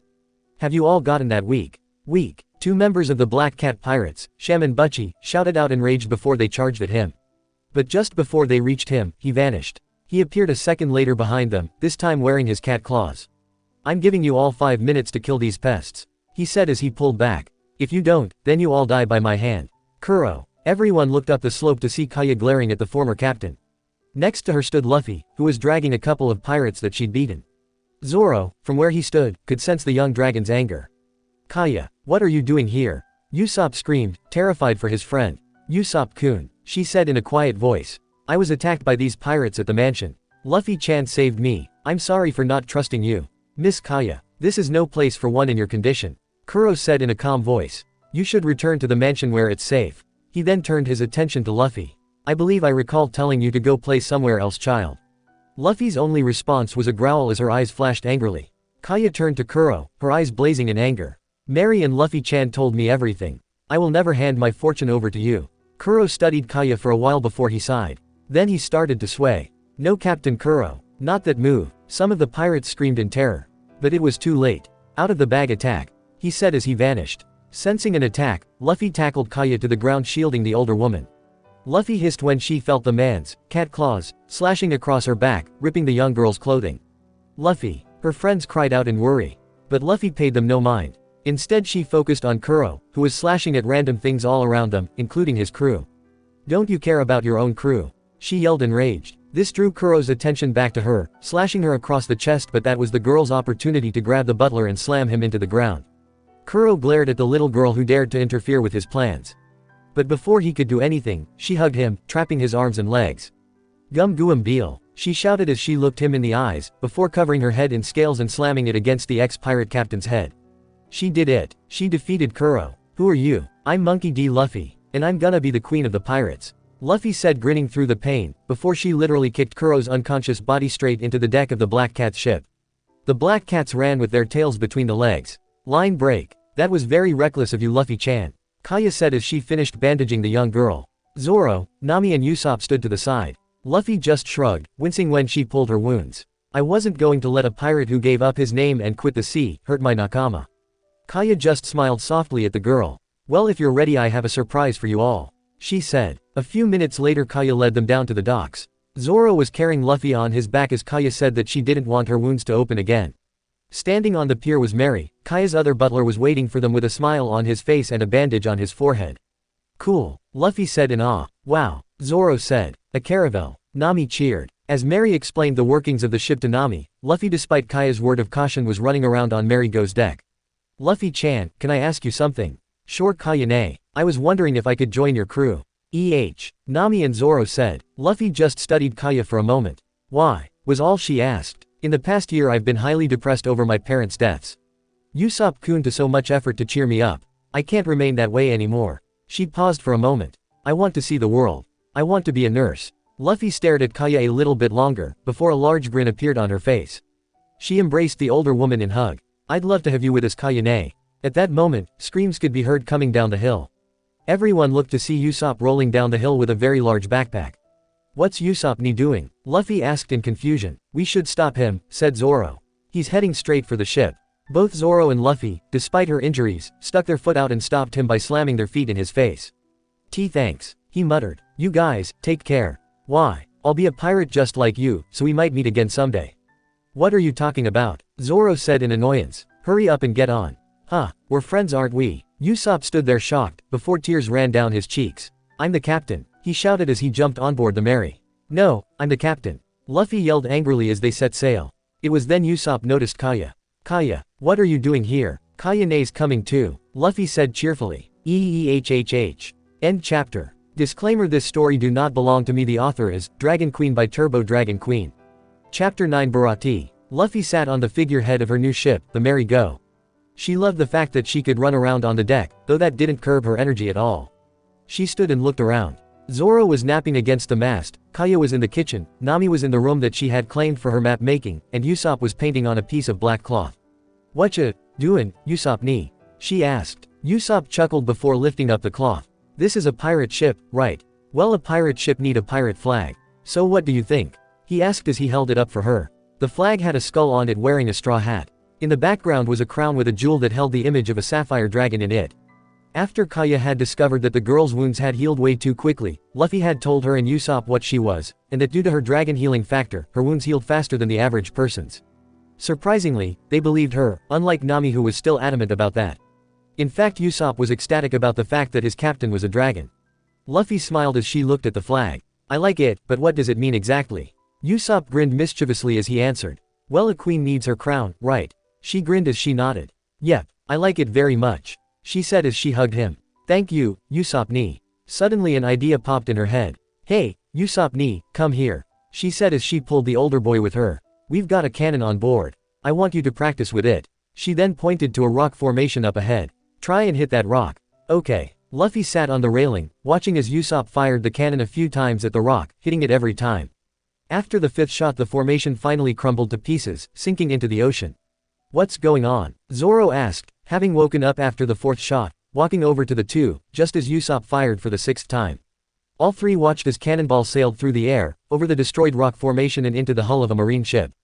Usopp and Luffy just gaped, while Zoro's sweat dropped. A silent agreement was made between the three to never speak of the incident, and they nonchalantly walked away. Usopp to paint the sails, Zoro went into the kitchen, while Luffy went to go see Nami. Hey, Nami-ne, Luffy exclaimed as she walked into the chart room. Do you know where we're heading? She asked in curiosity. Nami smiled as she answered. We're heading to Logue Town. They're Wheel Santo. She didn't get to finish, as a loud crash was heard from outside. Come out and fight me, you filthy pirates. Alarmed, Nami and Luffy rushed onto the deck, to see a tan-skinned man wearing sunglasses, with a C tattoo on his left cheek, swinging his sword around like a madman. He smelled like metal and cologne. Who are you? Luffy asked. Shut up, the man yelled as he attacked her. Luffy quickly dodged, but the attack cut off a part of Mary's railing. Before the man could attack again, Nami clocked him upside the head with her bow staff. Okay, bright guy, she said, glaring down at the pitiful grumbling man, obviously not happy that he attacked her young friend. What do you think you're doing? He whimpered when she hit him again, causing Luffy to laugh her head off at his expense. Just then, Zoro and Kaya walked out of the kitchen to see what was going on. Hey, aren't you Johnny? He asked as he recognized the defeated intruder. The man, Johnny, sat up to see who had said his name. Big bro Zoro, so it's Johnny, Zoro said. Where's Yosaku? Yosaku's dying. Line break. A few minutes later they had Yosaku laying on the deck to get a better look at him. The man was extremely pale, his eyes were rolled back and was breathing hard. He was about as tall as Johnny and wore a long green coat with a black shirt. He also wore some sort of headgear. Luffy noted that he had the same scent as Johnny. Kaya knelt next to him. He was perfectly fine until a while ago, Johnny stated as he continued to cry. Then he grew pale and started to lose consciousness. I have no clue why. He has scurvy, Kaya said as she finished examining the ill man. Usopp-kun, there are some limes in the kitchen. Can you go squeeze them and bring me the juice please? Usopp nodded and Luffy chirped that she'd help. A few minutes later, they were pouring the lime juice into Yosaku's mouth. Scurvy? Johnny asked. It was Nami who answered him. It's an illness caused by a lack of vitamin C. He should be fine in a few days. Wow, Nami nay, Luffy said, impressed. You're just like Kaya nay. Suddenly, Yosaku came back to life. He and Johnny started to dance around, singing with joy. It worked. He's recovered. Johnny yelled happily. You don't recover that quickly. Nami yelled in fury. Kaya was also displeased. Mr. Yosaku, she said in a calm voice that held a hint of danger. Please sit down. You are not fully well yet. Hi. The two men said sitting down where they were. Luffy giggled at their antics. So who are you guys? She asked. Both men looked at the little girl. Pardon us, Lil Sis, for not introducing ourselves. We're both bounty hunters. My name is Johnny. My name is Yosaku. It's a pleasure to meet you. They said together. Nice to meet you, Johnny ni, Yosaku ni. Luffy said with a big grin. I'm Luffy. I never expected to see you guys out here. Zoro said. We never expected to see you become a pirate, big bro. Yosaku said. Zoro shrugged, then pointed to Luffy. The little brat here convinced me. Hey, Luffy said with a pout. Meanie Zoro ni. Everyone chuckled, before Yosaku suddenly paled and passed out on the deck. Yosaku! Johnny exclaimed. Line break. Yosaku was then moved into the lounge to rest. Let this be a lesson. Kaya said in a firm tone, after she scolded Yosaku. Yeah, Zoro agreed. This can happen on a long trip. Especially since we don't have much room for food. Usopp added soberly. Speaking of which, Nami said. We should get someone who knows this dietary business. Dietary? Luffy asked. Like a cook, Luffy-chan. Kaya said. Luffy thought for a moment before she said. Let's get a sea cook. That's a great idea, Luffy-chan. Johnny began to smile. If you're looking for a sea cook, I know where you should go. Where? The floating restaurant, Barati. Line break. After a series of events and an accident, Luffy found herself standing in front of the head chief and captain of the famous sailing restaurant Barati, Zeph. She had almost blown up the ship with the man with it when she deflected a cannonball that had been fired at her and her crew earlier. The result was a gaping hole in the captain's quarters of the ship. The man was willing to forgive her, with just one problem. I will not be staying here for 1 year. This earned her a whack upside the head. What makes you think you can work off the debt in 5 days? I have to keep moving. If I don't then, they'll catch me. I'll get dragged home and be forced to become some idiot noble's wife. She said, from her place on the floor. Or a slave, no way am I letting that happen if I can help it. Suddenly, the door opened to reveal a man with blonde hair in a black suit. He smelled of cigarettes and food. Oi, what the hell is going on? Sanji Yu, there's a 12-year-old in the room. Luffy said, drawing the attention of both cooks. Sanji blinked before walking over to her, and offering a hand. I have no idea why a little lady such as yourself is doing on the floor like that. He said as he helped her stand. So what's going on? Zeph just grumbled, before hollering out. None of your business. Just take the brat and go. Sanji just shrugged and walked off, taking Luffy with him. Zeph stared at the closed door for a moment, before he sighed. She's just like her mother. Line break. Luffy sat on a crate and out of the way as she watched as Sanji and his fellow chefs went about the kitchen, cooking and preparing various dishes. They had formally introduced themselves as they walked in, before Sanji had her sit on said crate. Sanji left the kitchen, but was never gone for too long, and occasionally dropped a fruit of some sort into her hands as he passed by. Suddenly, Nami and Kaya walked in, catching Sanji's eye. Oh, what lovely beauties you are, he stopped suddenly as he remembered something. One of the cooks, Patty, busted out laughing at the sudden behavior change. Ha ha ha ha, what's this? Sanji's actually behaving and not acting like a purr. He didn't get to finish as Sanji slapped his hand over the man's mouth, earning him several strange looks from the surrounding cooks. Sanji simply gestured to the little girl, who was paying attention to her current snack. They all nodded in understanding and went back to cooking as the two women walked over to Luffy. So how did it go, Luffy-chan? Kaya asked. Luffy swung her feet as she offered both women an orange, before answering. It went well, despite the fact I got clocked in the head for saying that I'd work in only 5 days. This got laughs from everyone present. I found us a cook though. Really now? Nami asked. And who would that be? Luffy just grinned before calling out. Sanji ni. Sanji came over, giving the little girl a strange look the whole time. Do I want to know you called me over here? I want you to join my crew. Huh, I'm gonna be the queen of the pirates. And I need a cook. Sanji grinned slightly before giving her a pat on the head. Aren't you a little young to be a pirate? He asked. He wasn't picking on her, no, he was just curious as to why a child was sailing to become a pirate. I can't wait till I'm older. I don't have time to wait anymore. It's either I become a pirate now, or get married off to some egotistical rich brat, who I know for a fact I'm going to clobber sooner or later. Or be sold as a slave, once they find out what I am. Everyone laughed, no one present would put it past her to do just as she said she would. Sanji was about to answer when the sound of a gun going off could be heard from the dining area. Line break. In the dining area, something was off as there were several Marines in the room. Luffy hid behind Sanji so she wouldn't be seen by the Marines. After a quick glance, she had located the rest of her crew along with Johnny and Yosaku sitting at the other end of the dining area. Full body, sir, one of the Marines said to a man wearing a white pinstripe suit. He had short pink hair, with metal knuckles on his hands. The captive escaped. Suddenly a man appeared behind them looking half-starved and near death, stumbling slightly before finally collapsing. Luffy studied the man for a moment, before a small smile appeared on her face. Please, give me some food, I don't care if it's table scraps, just please. Said the man, begging slightly. Suddenly Patty appeared in front of the man, looking very irritated. Do you have money? No money, no food.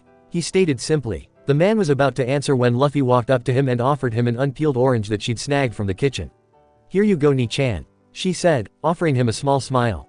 Thank you, the man said, surprised at the young girl's actions. She nodded, before turning to walk back over to Sanji. She had taken only 2 steps when the Marine, full body, roughly grabbed her arm. She tried to tug out of his grip, but he wouldn't let go.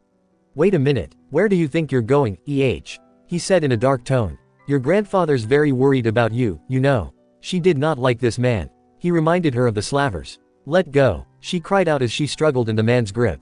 Sanji's paw. Sanji watched as the young girl walked over to give the starving man an unpeeled orange. He was shocked yet grateful at her actions. His eyes narrowed dangerously when the shitty Marine grabbed her arm. He watched as she suddenly stiffened, fear flashed through her eyes. Sanji could have sworn they changed to gold. Let go, she cried out, as she struggled in the Marine's grip. A flash of green caught his eye. He glanced over to see a green-haired slowly making his way over. The man's eyes were narrowed dangerously. But Sanji beat him to it. He quickly walked over to kick the Marine in the head, forcing him to let her go.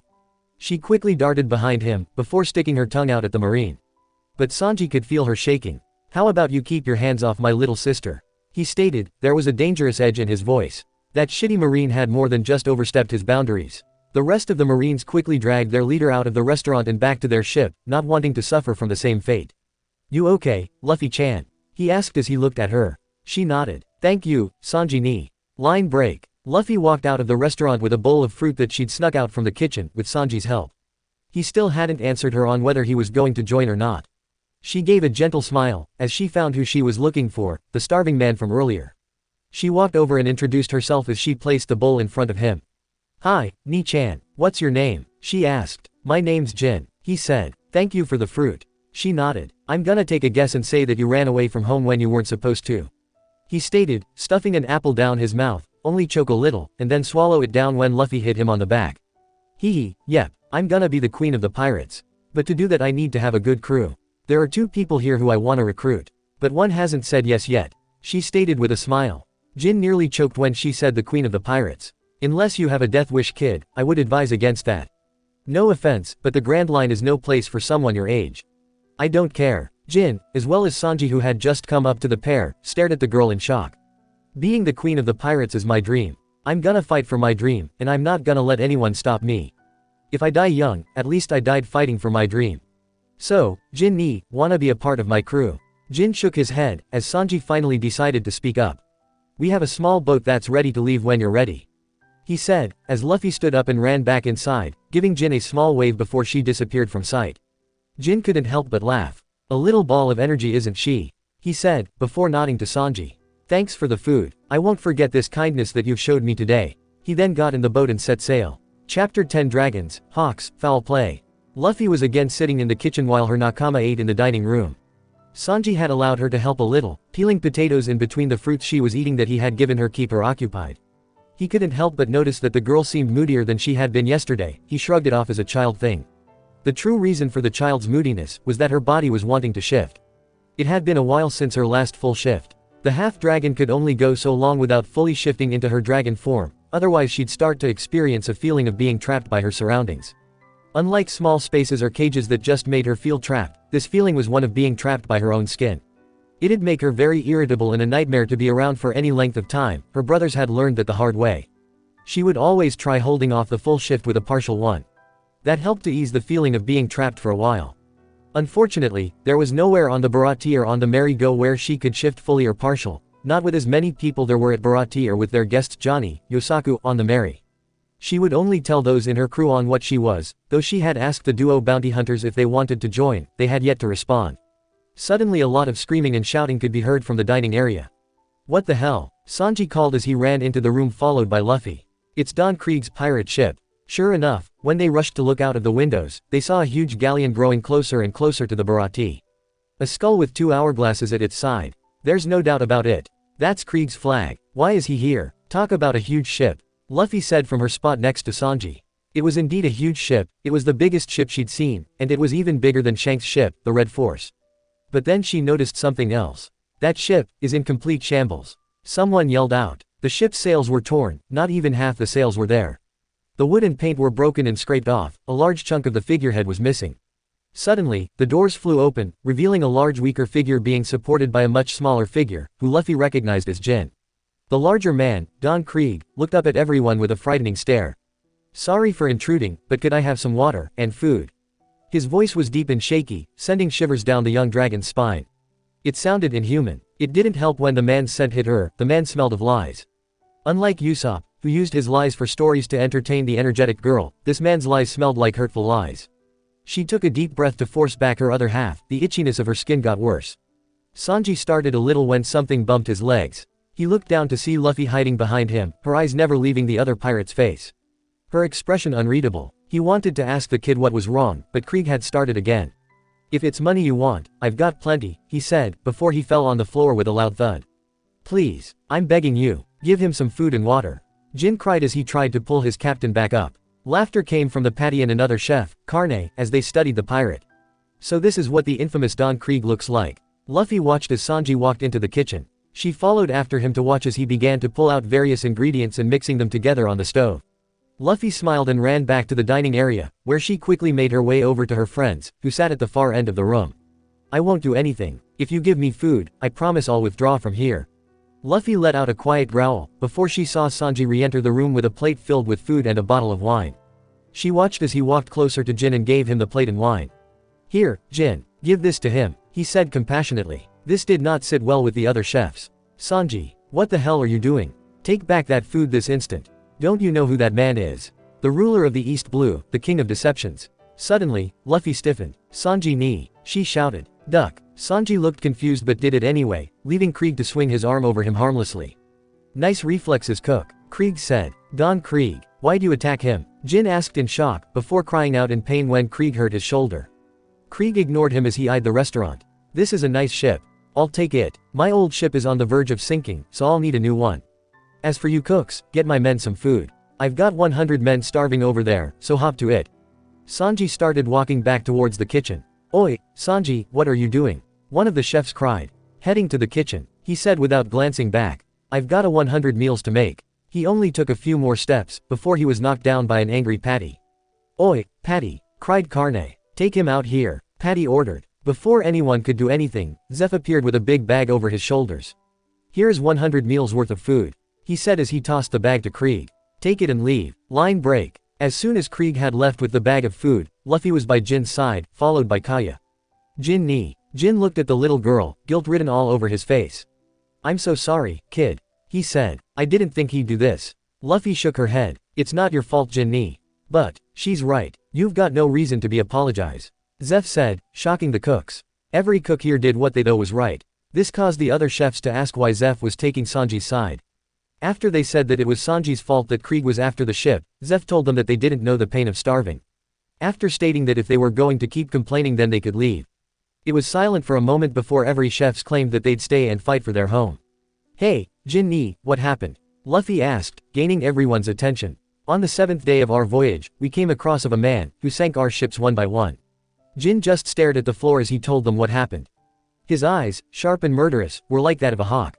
Luffy's eyes widened a little at this. Eyes like a hawk, that sounds like Hawkeye Mihawk. She heard Zoro gasp from behind her. Is that someone you know, Zoro-san? Kaya asked as she finished helping Jin. He's the man I've been searching for, was all Zoro said. Hey, are we really going to the Grand Line? Usopp asked, panicking. Of course we are, Usopp ni. Luffy said, as she stood, cracking her knuckles before walking toward the galleon.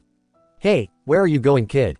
Jin asked. To fight Krieg, she said. Are you crazy? Nearly everyone shouted, forcing her to cover her ears. You're just a little kid. Patty said. You're asking for a death wish, kid. Another chef cried. Have you seen how strong Don Krieg is? Yelled Jin. I have, and I don't care, she said. He insulted my crew, and hurt Jin ni. Besides, he hasn't seen how strong I am. Everyone just stared at the girl in shock. She really is just like her mother, Zeph thought as he smirked at Luffy's confidence. Then he said, one of you brats open up the fin. Huh, why? Because if this brat is anything like her mother. Now this caught Luffy's attention. You knew Mama. Zeph nodded. I met her and your uncle, when I was still a pirate. This caused her to stiffen. Don't worry, little dragon, Zeph said so only she could hear. I won't tell. Everyone looked back and forth between the two, confusion on their faces. Before anything else could be said, a huge roar came from Krieg's men on the galleon. Luffy dashed outside, just as Krieg ordered his men to attack. But before the men could comply with the order, the entire galleon was suddenly split down the middle and collapsed in the sea.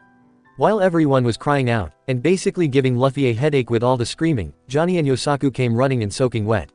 What's wrong? Zoro asked. Why are you wet, big bro? Johnny yelled. Big sis Nami. She took the ship and treasure and sailed away. Yosaku yelled. She did what? Zoro, Usopp yelled. Why would Nami-chan take the Mary? Kaya asked. That damn witch. Zoro yelled, punching the wall. She just had to make the situation worse. That heartless thief. Usopp yelled in anger. Wait, Luffy called out as she searched over the sea to try and get a glimpse of the ship. I see the Mary go. She turned towards Johnny and Yosaku. Johnny ni, Yosaku ni, where is your boat? We have it moored to the restaurant. Yosaku said at once. Zoro ni, Usopp ni, Kaya ne, Luffy ordered, turning to them all. Take their ship and go get Nami ne. Let her keep the ship.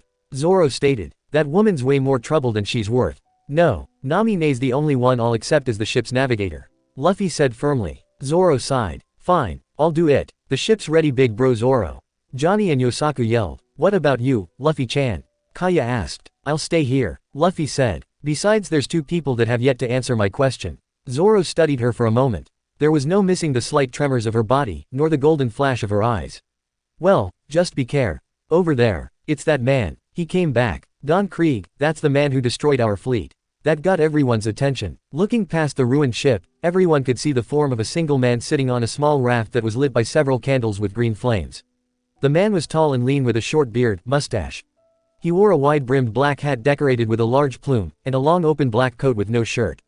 There was a small golden cross-shaped necklace around his neck, and on his back was a large black blade. But underneath his hat, they could see his eyes, cold yellow eyes that resembled a hawk's. Some of them shivered at the sight, while a big smile appeared on Luffy's face. That psycho followed us here. Why, you monster? One of the Krieg pirates yelled. Why are you doing this to us? What the hell did we ever do to you? Mihawk glanced at him in uninterest. Just killing time, you bastard, yelled a pirate as he aimed his pistols and shot at Mihawk. With one graceful motion of his sword, Mihawk deflected the bullets with barely twisting his wrists. What? I missed. The pirate stuttered in shock. No, said Zoro from behind the pirate. He redirected the bullets with just the tip of his sword. Then to Mihawk he said, I've never seen such graceful movements.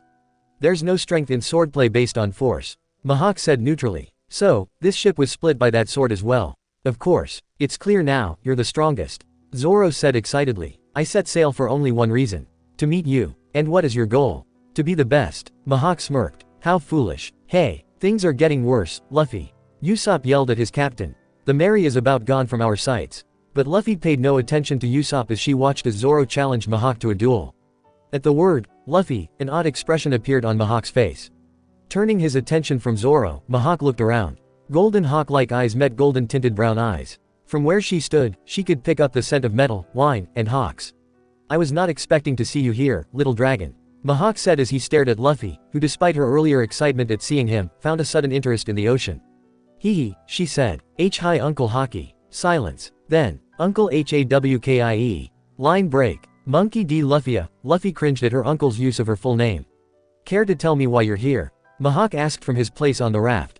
Luffy crossed her arms, and looked everywhere but at Mihawk, refusing to answer.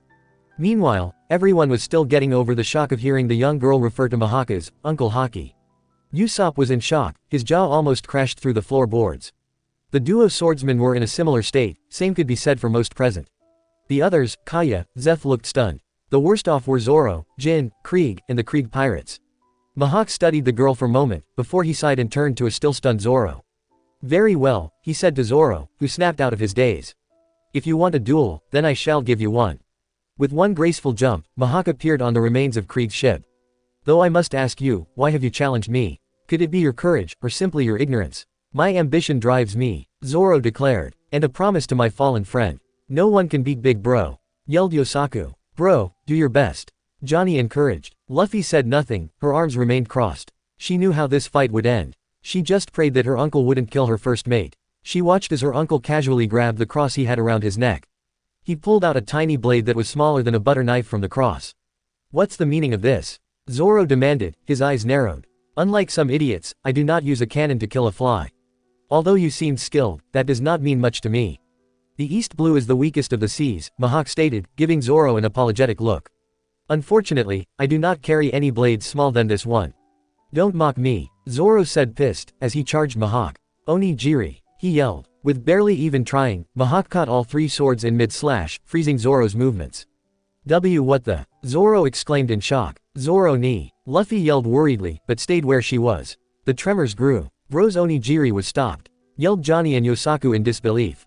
Zoro couldn't move at all as Mihawk held him in place. His eyes were wide in disbelief. With a flick of his wrist, Mihawk pushed Zoro back, causing him to fall onto the deck remains with a thud. "You can't possibly be this much better than me." Mihawk gave him an impassive look. Throwing skill and technique to the wind, Zoro got back up and started to attack Mihawk wildly. Such ferocious swordplay. Mihawk must as he blocked another slash from Zoro. This ticked Zoro off further, becoming more violent and reckless. He crashed upon the deck when Mihawk moved aside from his attack. The impassive look remained as he stared down at Zoro. "What is it then? What weight do you carry on your shoulders? Speak up, weakling." "No, I won't lose. I refuse to be defeated." Zoro growled as he moved to attack again. Tiger trap. Mihawk, done with toying with Zoro, thrusted the tiny blade into Zoro's chest when he got close. Everyone gasped in horror and shock. "Big Bro," Johnny and Yosaku screamed as they attempted to join the battle to save their friend. "Do not interfere," Luffy growled as she grabbed them. It was clear that she was not happy either, her entire frame was shaking. Kaya and Usopp noticed this, and looked at each other worried. "You are defeated, yet you do not step back. Do you wish for this blade to pierce your heart?" Mihawk asked. "I don't know," Zoro answered honestly. "But if I step back, then all of the oaths, promises I made until now will all go to waste and I'll never be able to return before you again. That is why I can't step back. Even if it means death." Mihawk questioned. "Death would be better," Zoro said with no hesitation. Mihawk glared at Zoro for a moment, there was a shine in his eyes that told Luffy that Zoro had earned just a little respect from her uncle. "Tell me your name, boy," Mihawk asked as he pulled out his sword. "I am Roronoa Zoro. I will remember it," Mihawk said as he grabbed his true sword. "It's been a while since I've seen such a strong will. As a reward, I will wield this black sword, to end your life. I appreciate the gesture." With all words done, the two swordsmen did their final attack. Everyone watched as two of Zoro's swords shattered. Zoro carefully sheathed the only one that survived. Then he turned to face Mihawk, arms spread wide. "What or why? Wounds on the back, or a swordsman's shame?" Zoro said grinning. "Splendid," Mihawk said as he brought his black blade down, creating a wound that stretched from his left shoulder to his right hip. The impact from the strike sent him tumbling into the sea. "Zoro ni!" Luffy screamed in horror, before she launched herself at her uncle, scales appearing on her face and arms. "Damn it Haki!" She growled with rage. Mihawk only had enough time to raise his blade again to block his enraged niece's claws. "I let him live." That was enough to calm her down a bit. She spun to see Zoro being fished out of the water by Johnny and Yosaku. Kaya was by his side in an instant to treat his wound. "Zoro ni, it's still far too early for you to die," Mihawk said as he faced Zoro. "My name is Hawkeye Mihawk. You are strong, but there is still much for you to learn. Find your true self, and become stronger. No matter how long it takes, I will await you in your strongest form. Until that day you must hone your skills. Then, seek me out. Surpass this sword, Roronoa Zoro." Once he was finished with Zoro, he turned his attention towards Luffy. "Now, little dragon," he said quietly, so that no one could hear. "Care to tell me why you're here?" Luffy looked at her feet a moment, before meeting her uncle's gaze. "It was no longer safe for me to remain at dawn. Someone found out what I was." Mihawk's gaze darkened at this. Though I don't think they knew who my parents are. Mihawk relaxed slightly. So what is your goal? He asked a little louder. To be the queen of the pirates. She answered with no hesitation. Mihawk smirked at his niece. That will be a harder goal than surpassing me. I don't care, she said defiantly, sticking her tongue out at him. I'm going to become one anyway. Zoro-san, please don't move, Kaya cried out, gaining Luffy's attention. Luffy, can you hear me? Zoro-ni, I'm sorry for disappointing you, he said in a strained voice. If I don't become the greatest swordsman in the world, it would be a disgrace to you, right? I've let you down, please forgive me. I swear, from this moment forward, that I will never lose again. He declared. Until I defeat him and become the greatest, I will never be defeated. Any problems with that, Pirate Queen? A huge smile appeared on her face. None. Mihawk smiled. You make a good team. I hope to see you again someday. Line break. Hey, Mihawk, Krieg shouted with a cocky grin. I thought you were here for my head. It crossed my mind, Mihawk said without looking at him. But I've had enough fun for one day. I'm going home to rest. Funny, Krieg said, cracking his neck. I haven't had enough. Die. Luffy just shook her head at the man's stupidity, as her uncle deflected the attack. Missed, Krieg said, but by then Mihawk was gone. Usopp ni, Kaya ne, Luffy shouted. Go on ahead, you got it, Usopp yelled. Be careful Luffy-chan, Kaya said as she continued to treat Zoro. Got it, Luffy said, as her friends left. Zeph looked at the girl. Not going with your friends, girl. I've got unfinished business here. So, you aim to be the queen of the pirates. That's right, I've seen many pirates in my day. Zeph said with a smirk. But you are the first to state your desire with no doubt. Especially for one so young. Men, attack, Krieg shouted. His men charged forward. Gum gum giant sighed. Luffy cried out as she flung them back. That's very rude of you, misters. She said from her spot on the mast. Attacking the ones who fed you. One of you open up the fins. Zeph ordered. The chefs quickly followed his order, and soon there was a giant wooden deck for them to fight on. We won't let you pirates take this restaurant. Sanji shouted as the other chefs cheered behind him. You won't even set foot inside. Actually, this is perfect. Krieg sneered. I don't want any damage to come to my new ship.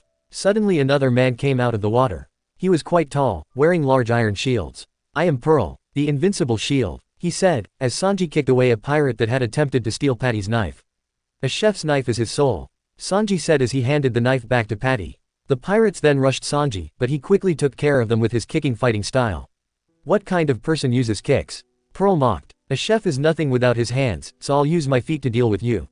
Sanji said as he raised a leg. Is that so? I've fought 61 battles and won each and every single one of them without a scratch. Not one drop of my blood had been spilled. He didn't get to finish as Luffy, who'd been knocked off of the mast by Krieg, slammed into the back of his head, causing Pearl to hit one of his arm shields. A trickle of blood came from his nose. Are you okay, Luffy-chan? Sanji asked as he helped her up. Yup, she said. What's wrong with him? Sanji turned his attention back to Pearl, who was staring horrified at his own blood. Blood, my blood, he whispered. These guys are nuts. Luffy's eyes widened as she caught the scent of fire. She quickly tackled Sanji out of the way as Pearl erupted into flames.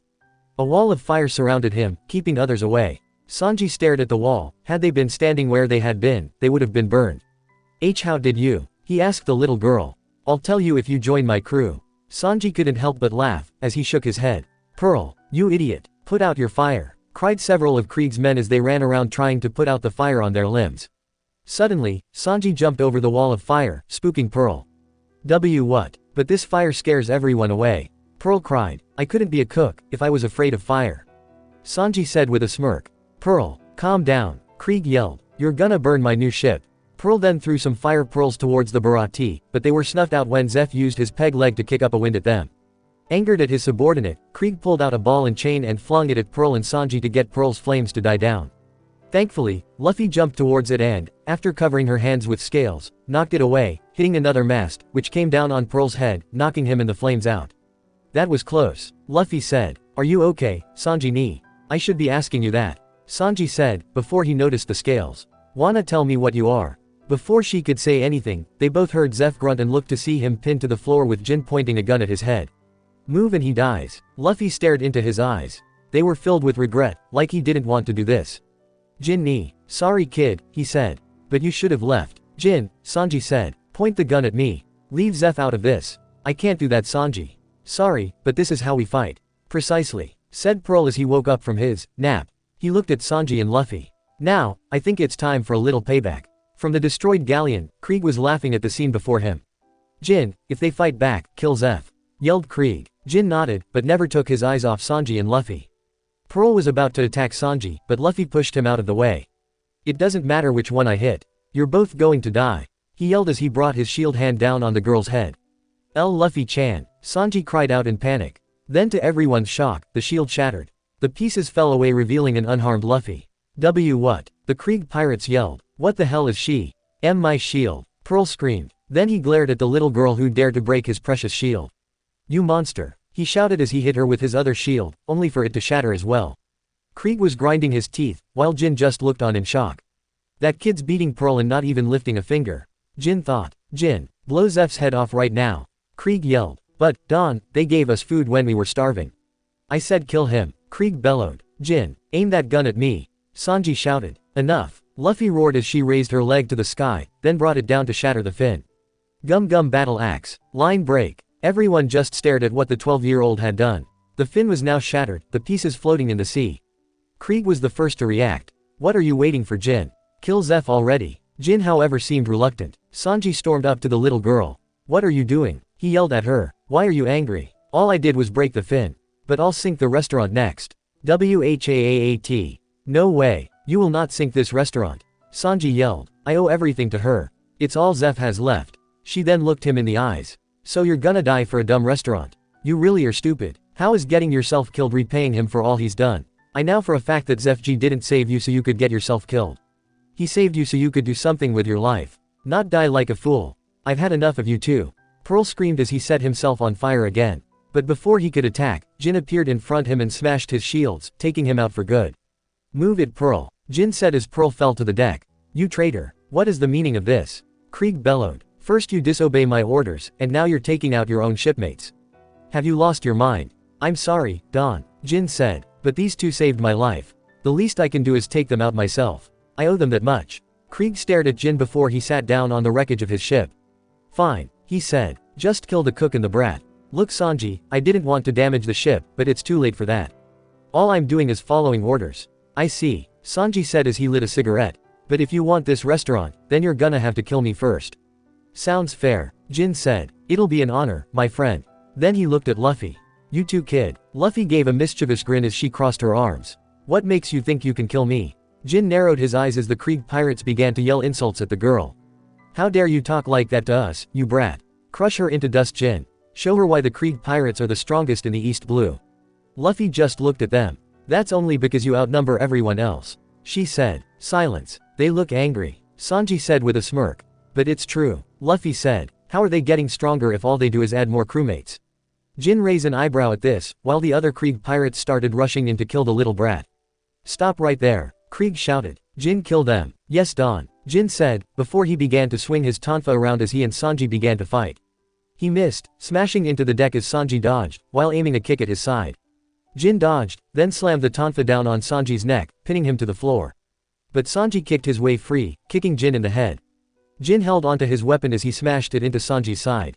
Sanji was flung away, but got back to his feet. They lunged at each other again. Jin missed as Sanji did a handstand and kicked Jin in the back, who stumbled but held his ground. Then he charged, aiming for Sanji's head. Sanji jumped back, only to be nailed in the ribs by the other. Finish him off, Jin, Krieg ordered. The fight continued for a bit longer, before Jin was kicked in the back of the head. Jin's head smashed into the deck, blood spurted from his mouth. He moved to push himself back up, only to collapse onto the deck. Weapons fell from his hands. I'm sorry, Don, he thought. But I can't do it. I can't kill him. No way. Jin, lost. What are you doing, Jin? Bellowed Krieg. Losing to a cook. How dare you humiliate us like this? Come on, Jin. Get up. You can't lose to that cook. You're second in command of the Krieg pirates. How could one guy beat you? Krieg shouted. Well, what do you have to say for yourself? To everyone's surprise, Jin began to laugh. What's so funny, Jin? The laughter died down. I'm sorry. It's just that I asked myself the same question. When Hawkeye destroyed the fleet, I asked myself, how could one man beat all of us? I didn't understand it at first, but it's all so clear. What's so clear? Everything, Jin said as he struggled to sit up. Why we lost as bad as we did to Hawkeye, or why that kid doesn't fear us. He said, pointed to Luffy. And why Sanji beat me. What was it then, Jin? Luffy asked, gently. Because we're weak, said Jin. How dare you? Krieg shouted so loud, that Luffy had to cover her ears.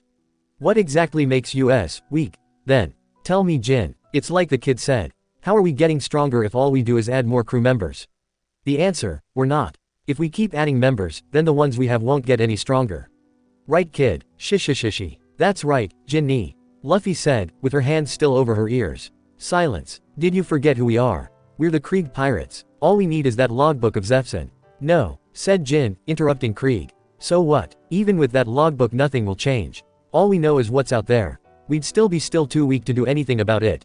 You little son of a bitch. Krieg said, if you've lost faith in us, then you're no longer my chief commander anymore. Pirates, out of the way. He reached up to take off one of his shoulder plates. The mouth opened as he aimed it at them. Luffy stiffened when she caught the scent of poison. No, Jin gasped. Not the gas. He's gonna use the MH5. Every Krieg pirate then fished out masks and placed them on their faces. Drop that mask, Jin. Krieg shouted when Jin pulled out his own. You're not one of us anymore. The only thing that matters in battle is who wins, even if more have to die. Poison gas is just a means to an end. No one will hear you complain if you're dead. No you don't, Luffy said as she ran down the broken mast towards Krieg. Her entire form was shaking. You're wasting your time, brat. Krieg yelled as he punched the mast, but she just jumped into the air to deliver a kick to his face, causing him to stagger. Jin-ni, she screamed. Don't listen to him. Someone like him isn't worth dying for. Jin looked at the little girl with a blank expression before he looked back at his mask. I said drop that mask, Jin. Krieg shouted as he tried to hit Luffy. But thanks to her size she was able to evade the blow to kick him in his stomach. Up, Jin mumbled. Are you defying me? I said shut up. Jin roared as he looked up. There was a fire in his eyes as he glared at Krieg.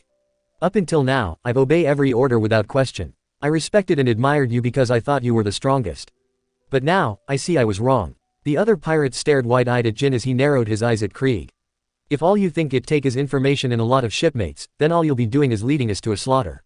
Then I'm through listening to a complete dumbass like you. He roared as he put his mask on. Thinking quickly, Luffy grabbed a mask from one of the pirates. Sanji ni, she yelled as she threw it to the chef, who caught it and placed it on. Just as Krieg fired the bomb. Thanks, but what about you? She gave Sanji and Jin a small smile. Don't worry Sanji ni, Jin ni, I'll be fine. Jin's and Sanji's eyes widened in horror. Just as the bomb exploded, filling the air with purple gas. Luffy, kid, it took several minutes for the gas to clear completely. And when it did, none save Zeph were prepared for what they saw. There stood Luffy in her partial form. Her sapphire-scaled wings were wrapped around her acting as a shield.